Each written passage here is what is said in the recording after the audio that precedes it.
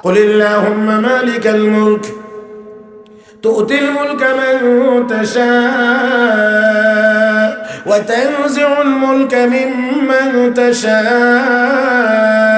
وتعز من تشاء وتذل من تشاء بيدك الخير إنك على كل شيء قدير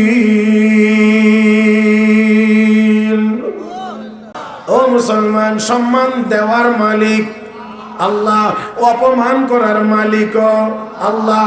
আল্লাহ যদি সম্মান দেন, অপমান করার ক্ষমতা কাহার নাই। আবার যদি আমার আল্লাহ কাউকে অপমান করে, সম্মান দেওয়ার ক্ষমতাও কাহার নাই।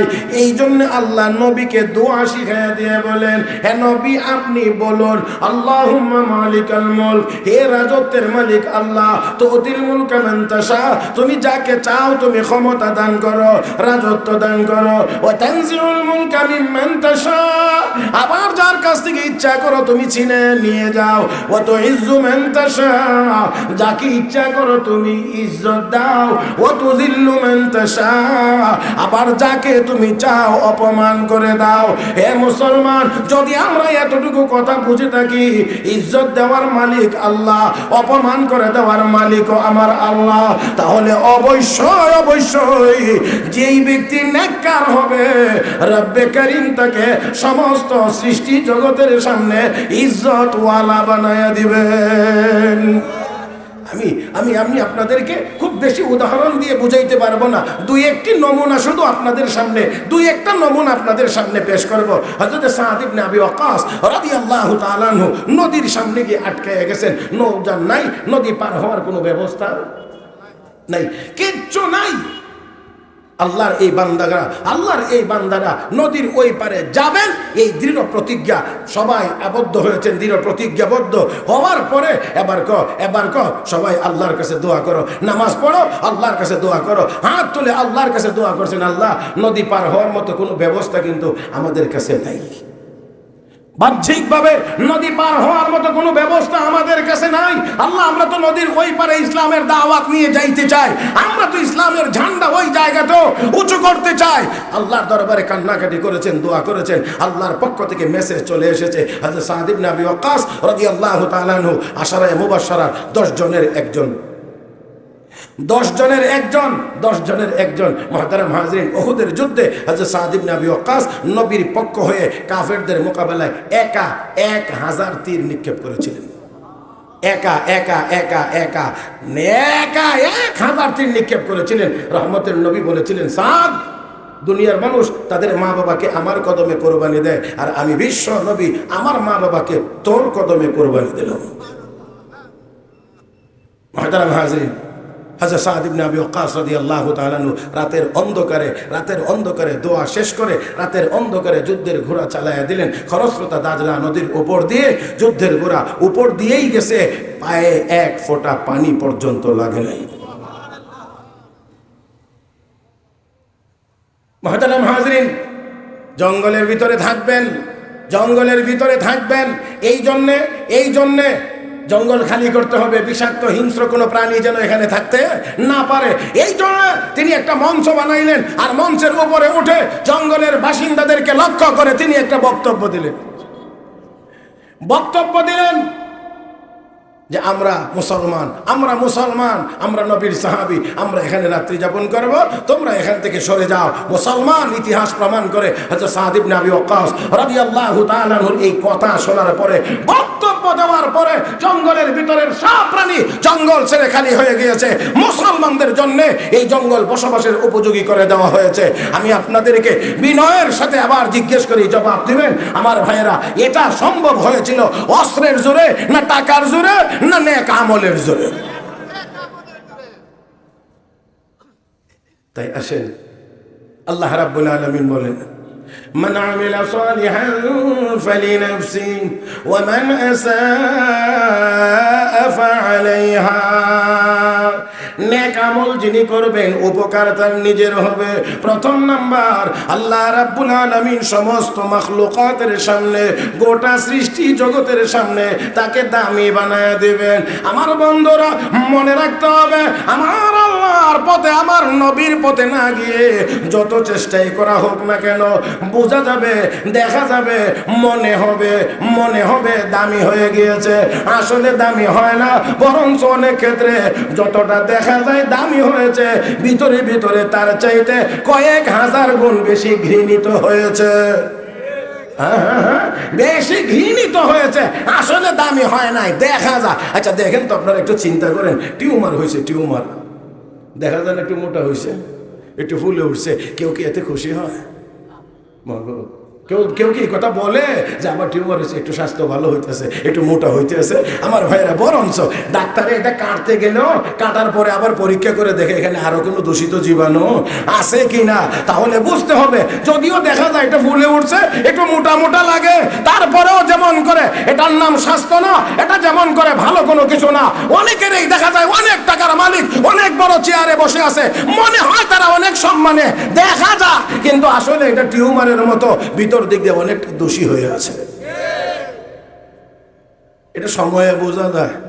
বাকিটা আপনারা যদি নিজেরা কিছু মিলাইয়া নিতে পারেন তাহলে আশা করি মিলে যাবে আর কি। আমি আর সব মিলাইয়া দিতে পারবো না, সময় যেহেতু একেবারে কম, এই জন্যে আমি কম সময়ের ভিতরে আমি শুধু আমার কথাগুলোই বলার চেষ্টা করছি। সেটা হলো, আল্লাহ রাব্বুল আলামিন দামি বানায়া দেন। নেককার যারা হয় তারা আসলে দামি। এই জন্য দুনিয়া থেকে বহু নেককার মানুষ চলে গেছে, যাওয়ার পরেও আজও পর্যন্ত প্রতিদিন তাদের নাম সম্মানের সাথে, ইজ্জতের সাথে উচ্চারণ হয়। বহু টাকাওয়ালা, পয়সাওয়ালা, গদিওয়ালা চলে গেছে, 100 বছরের ভিতরেও তাদের নাম উচ্চারণ করার কোনো মানুষ পৃথিবীতে খুঁজে পাওয়া যায় না। আমি আপনাদেরকে একটু সামান্য দেখাইতে চাই। দুইজন ব্যক্তির নাম বলি, আপনারা দুই দিকে খেয়াল করবেন। একজন ব্যক্তির নাম বেলাল, আর একজন ব্যক্তির নাম আবু জাহেল। একটু দেখেন তো, দুই দিকে দুইজন, একটু খেয়াল করেন। তিনটা বৈশিষ্ট্য বলি এক একজনের, খেয়াল করবেন। বেলাল দেখতে কালো বিশ্রী, 2 নম্বর বেলাল গোলাম, 3 নম্বর বেলাল দরিদ্র। এদিকে আসেন আবু জাহেল। আবু জাহেল দেখতে সুন্দর, আবু জাহেল নেতা, আবু জাহেল ধনী। বেলাল কালো, বেলাল গরিব, বেলাল গোলাম। এটা দেখেন তো দেখি পরিচয়। যদি আপনি দেখেন তাহলে একদিকে 3টা আছে, আর একদিকে 3টার একটাও সুন্দরও নাই, নেতাগিরিও নাই, টাকাও নাই। আবু জাহেলের মধ্যে সৌন্দর্য আছে, টাকা আছে, নেতাগিরি আছে, নেতৃত্ব আছে। এখন আপনারা বলেন তো, এই দুইজনের মধ্যে কে দামি? হ্যাঁ, নিশ্চয়ই নিশ্চয়ই নিশ্চয়ই বলবেন। ব্যক্তিটা কে হবে দামি? কে দামি? বেলাল, বেলাল, বেলাল। এবার আওয়াজ করে বলবেন, টাকার জোরে বেলাল দামি? কথা কয় না। নেতৃত্বের কারণে বেলাল দামি? নিশ্চয় না। সৌন্দর্যের কারণে বেলাল দামি? না না, হযরত বেলাল দামি ঈমান আর নেক আমলের কারণে। বিশ্ব নবী রাহমাতুল্লিল আলামিন বলেন, বেলাল জান্নাতে গিয়েছিলাম, শুনতে পাইলাম তুমি আমার আগে আগে জুতা পায়ে দিয়ে ঘোরাফেরা করতেছো। আমার ভাইয়েরা, তো আমরা আসলে ভিন্ন পথে খুঁজি, ভিন্ন পথে খুঁজে আসলে পাওয়া যায় না। আপনারা অবশ্যই সহজে বুঝবেন। নৌকা দিয়া মানুষ, নৌকা নিয়া নদীতে ডুবায়া যারা কাজ করে, তারা মাঝে মাঝে একটু বিড়ি টিড়ি হুক্কা টুক্কা টানটুন দেয়নি না? দেয় না? দেয় না। হুক্কার উপরের অংশটার নাম কি? কলকি না? তো দেখেন, মাল ভরছে, পানিতে ডুবাইয়া উঠছে, এখন একটু শীত শীত লাগতেছে, উপরে যে বইটা ধরে, আমাদের এদিকে তারেক মাঝি, যে বইটা কারালি ধরে, কারালি, হ্যাঁ, তো মাঝি তো উপরে বাতাস লাগে, তো এখন কাঁপতেছে, তো ডাকে একজনের, নিচের একজনের ডাক দিছে, রে আব্দুর রহমান হুক্কাটা সাজাই আন। এখন হুক্কা সাজাইতে গিয়ে ওই যে কলকির মধ্যে পুরান তামাকটা আছে, এটা তো আবার আগে ফালাইতে হবে, তারপরে নতুন তামাক দিয়ে সাজাইবে। এখন নৌকার সাইডে একটা টোকা যে দিছে, হাতের পুরা কবাইলার হাত থেকে কলকিটাই পানিতে পড়ে গেছে। এখন পানিতে যখন পড়ে গেছে, এখন তো আর মানে সাজায় আর আনে না। এখন ডাকে, এতক্ষণ লাগে রে হুক্কা সাজাইতে, কলকি তো পানিতে পড়ে গেছে। কোথায় পড়ছে? চিহ্ন দিয়া রাখ। নৌকা চলন্ত কি রাখতো? চিহ্ন দিয়ে রাখতো, সেও বুদ্ধিমান। দাও যে ছিল একটা নৌকার ভিতরে, এটা দিয়ে নৌকার এই সাইড, আমাদের এদিকে বাতা বাতা নেই, আচ্ছা যাক, তো বাতার মধ্যে কূপ দিয়ে রাখছে। আপনারা বলেন তো ঠিক না ঠিক আছে? হ্যাঁ, এই এখানে কূপ দিয়ে রাখছে, ঘাটে একবার গিয়ে ভিড়ছে 5 কিলোমিটার দূরে। এখন উপর থেকে মাঝি নেমে কয়, কলকেটে না কোথায় হারাইছিলে? কই যে কূপ দিয়ে রাখছে। এখন নাম ডুব দে। এখন বাকিটা আপনারা বলেন, কতক্ষণ ডুবানোর পরে এই হারানো কলকি পাওয়া যাবে? পাওয়া যাবে না, যাবে না, যাবে না। কেন পাওয়া যাবে না? হারাইছে এক জায়গায় আর তালাশ করে আর এক জায়গায়, ওই এক জায়গায় হারিয়ে আর এক জায়গায় তালাশ করে। যেমন করে কলকি পাওয়া যায় না, আল্লাহর ইবাদত বন্দেগী নেক আমল ছেড়ে দিয়ে আজ আমরা লাঞ্ছিত আর অপমানিত হচ্ছি। যতক্ষণ পর্যন্ত আবার আল্লাহর ইবাদতে না যাব, যতক্ষণ মসজিদের সাথে আমার সম্পর্ক না হবে, মাদ্রাসার সাথে সম্পর্ক না হবে, আল্লাহ এবং আল্লাহর রাসূলের সাথে সম্পর্ক না হবে, ততক্ষণ পর্যন্ত আমরাও শান্তি তালাশ করে পাবো না। কতক্ষণ না শান্তি তালাশ করে পাবো না। আজকে সারা পৃথিবীতে যদি আমরা দেখি, সারা পৃথিবীতে যদি আমরা দেখি, তাহলে বলা যায় এক কথায়, মুসলমানেরা যেখানেই আছে, মুসলমানেরা সেখানেই কম বেশি নির্যাতিত অবস্থায় আছে। কয় না কেন? নির্যাতিত অবস্থা। তাহলে কেন কেন কেন? আমরা তো মুসলমান, আমরা তো নির্যাতিত হয়ে থাকার কথা ছিল না। হে মুসলমান, ইমানদার নেককার যদি হয় মুসলমান, তাহলে ওই মুসলমানের চেহারার দিকে তাকায়ও তো কাফের বেঈমানেরা কথা বলতে পারে না। আল্লাহ রাব্বুল আলামিন তাই বলেন, ও দুনিয়ার মানুষ, নেক আমল যদি করো তাহলে লাভ তোমার হবে, উপকার তোমার হবে, কল্যাণ তোমার হবে। আজকে আমরা বিপদে পড়ি কিন্তু টের পাই না। অনেকে এত গুনার কাজ করার পরেও গিয়ে কই, হুজুর এত বড় বিপদে কেন পড়লাম জানি না, গুণ কি পাপ করলাম জানি না। নামাজ পড়ে না, রোজা রাখে না, সুদও খায়, ঘুষও খায়, তারপরেও গিয়ে বড় কথা বড় গলায় কয়, এত বড় বিপদে কেন পড়লাম, কি পাপ করছি তা তো আর জানি না। আমার ভাইয়েরা নামাজ পড়ে না, তারপরেও জানে না। ও মুসলমান, হাজারো গুনাহের ভিতরে আমরা লিপ্ত। আর একটু আওয়াজ করে ঠিক করেন, হ্যাঁ ঠিকটা আর একটু ঠিক করেন আর কি, হ্যাঁ নাকি রাজি না? হ্যাঁ ঠিকটা আর একটু ঠিক করেন, তাহলে আরো কিছু ঠিক হয়ে যাবে ইনশাআল্লাহ। আমার ভাইয়েরা, আমার বন্ধুরা, আমরা হাজারো গুনাহের কাজের ভিতরে লিপ্ত। ও মুসলমান, টের পাই না। আর যারা গুনার কাজ করতোই না, সামান্য যদি মানবীয় বৈশিষ্ট্যের কারণে টুকটাক সামান্য হয়ে গিয়েছে, এমন ব্যক্তিরা গুনাহের কাজ সামান্য টুকটাক যা হয়ে গিয়েছে, এমন ভাবে আল্লাহর দরবারে তওবা করেছে, যেই তওবার দ্বারা তাদের গুনাহ না, অনেকের তওবার ব্যাপারে আমার নবী বলেছেন, একজনের তওবা বন্টন করে দিলে সারা মদিনার মানুষের গুনাহ মাফ হয়ে যেত। এমন করে যারা তওবা করেছেন, সেই সকল সাহাবায়ে কেরাম রিদওয়ানুল্লাহি তাআলা আলাইহিম আজমাইন, সামান্য মানবীয় বৈশিষ্ট্যের কারণে টুকটাক যা হয়েছে, যেটা আল্লাহ মাফ করে দিয়েছেন, তারপরেও তারা সবসময় চিন্তিত ছিলেন, পেরেশানির মধ্যে থাকতেন, আমার দ্বারা কি গুনার কাজ হয়ে গেছে। ও মুসলমান, আর আমরা এখন হাজারো গুনার করার পরেও আমাদের অনুভূতি জাগ্রত হয় না, অনেকের আমরা গুনার কাজ করতে আসি। আমার ভাইরা, আমার বন্ধুরা, সেই জন্য আসুন বলছিলাম, ওই সাহাবায়ে কেরাম নেককার ছিলেন। নেককার হওয়ার কারণে তারা সারা দুনিয়ার মানুষের কাছে, সমস্ত মাখলুকাতের কাছে তারা দামি। নদীর পানির উপর দিয়ে যুদ্ধের ঘোড়া দৌড়িয়েছেন, বা জঙ্গলে গিয়ে ভাষণ দিয়েছে, জঙ্গল খালি হয়ে গিয়েছে। ও মুসলমান, শুধুমাত্র তা না, মদিনার জমিন কাঁপতেছে, হযরত ওমর মেজাজ গরম হয়ে গিয়েছে। বিশ্ব নবী জমিনের বুকে, মদিনার জমিনের বুকে শুয়ে আছেন, আর এই নবীকে বুকে ধারণ করে জমিন তুই কেমনে রে নড়াচড়া করস। এই জন্যে লাঠি দিয়ে গুতা দিয়ে কইয়া আরো দোস্কনি, হে জমিন থাম। আল্লাহু আকবার, হে জমিন থাম। বলেন দেখি, জমিন কার? তোমার যে কয় থাম, হ্যাঁ জমিন তো আল্লাহ। ওমর দি কয় থাম, জমিন তো আল্লাহ বানাইছেন। يا أيها الناس اعبدوا ربكم الذي خلقكم والذين من قبلكم لعلكم تتقون। الذي جعل لكم الأرض فراشا والسماء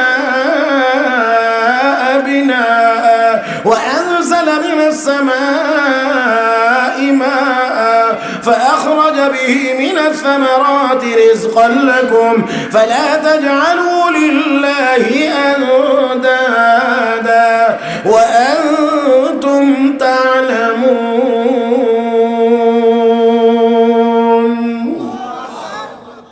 ও মুসলমান রব্বে কারীম বলেন ওই রবের ইবাদত করো যেই রব তোমাদেরকে বানাইছেন তোমাদের পূর্বপুরুষদেরকে বানাইছেন যেই রব জমিনকে বিছানা বানাইয়া আসমানকে ছাদ বানাইয়া তোমাদের থাকার জায়গা করে দিয়েছেন যেই রব আসমান থেকে বৃষ্টি নাজিল করে জমিনকে উর্বর করে ফসল ফলাইয়া তোমাদের রিজিকের ব্যবস্থা করেন আওয়াজ করে বলেন বানাইছেন কে ও মুসলমান থাকার জায়গা দিয়েছেন কে খাওয়ার ব্যবস্থা করেন কে আল্লাহ আল্লাহ তাহলে জমিন তো আল্লাহ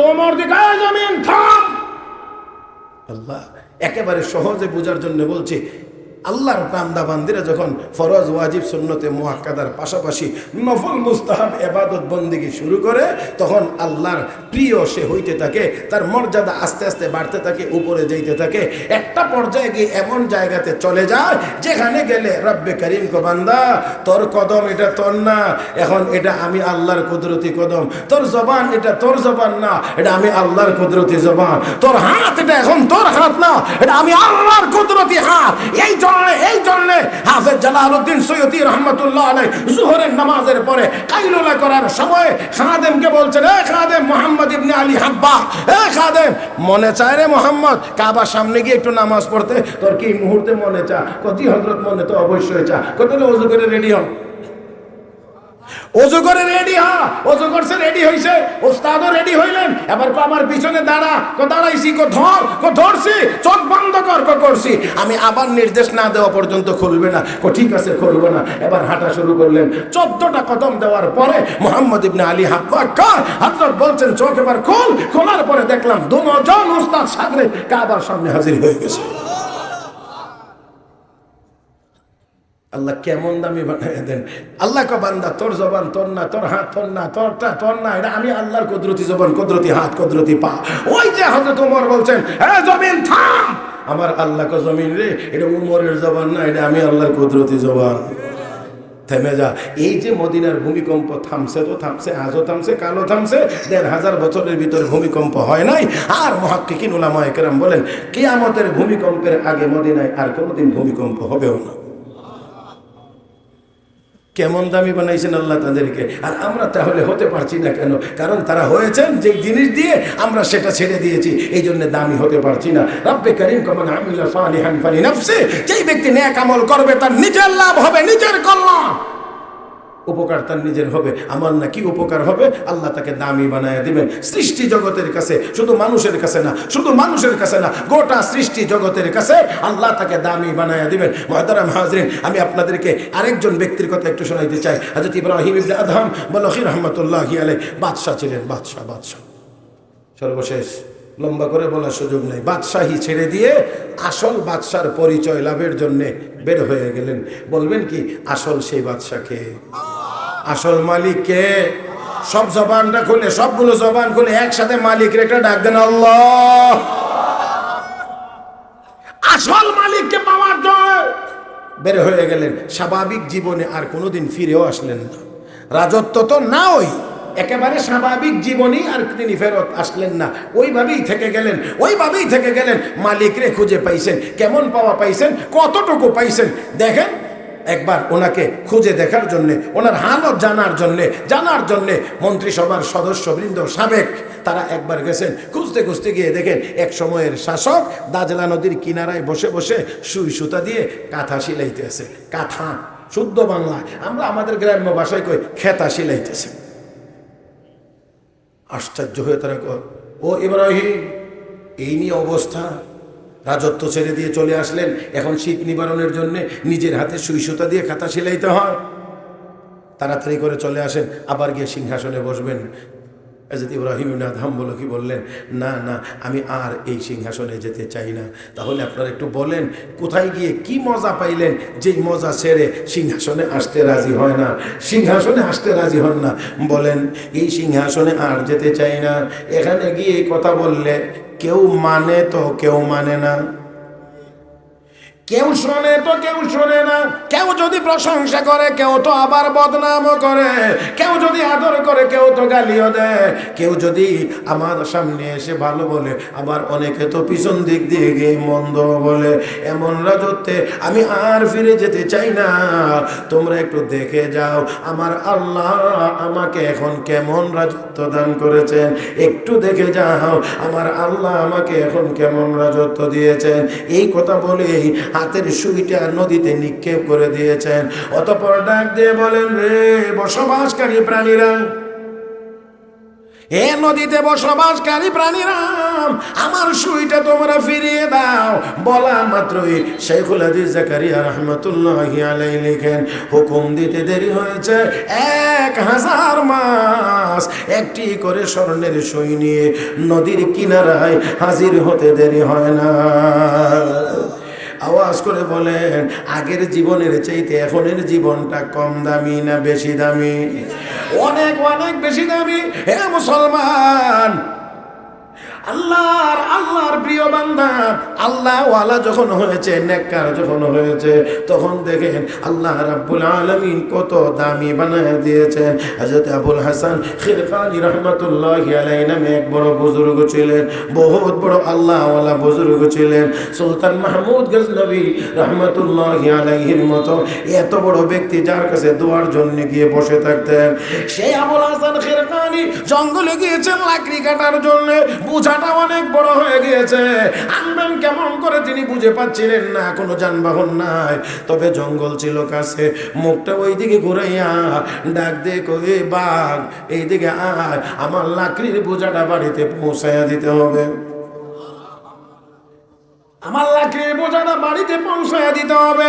বাঘ চলে এসেছে, উঠলেন, লাকড়ির বোঝা উঠাইলেন, বাঘ এবার চলে না। আবার বললেন, চল, চলে না, চল, চলে না। বুঝতে পেরেছি জঙ্গলি জানোয়ার, বেত না লাগাইলে চলবে না। এই সাপ এদিকে আয়। অর্ডার দেওয়া মাত্র সাপ হাজির, গলার মধ্যে চিপা দিয়ে ধরে এটাকে চাবুক বানাইছে। ও মুসলমান, সাপ নামের চাবুক দিয়া বাঘ নামের বাহনে পিটাইয়া আল্লাহর বান্দা তার নিজের বাড়িতে হাজির হয়ে গেছে।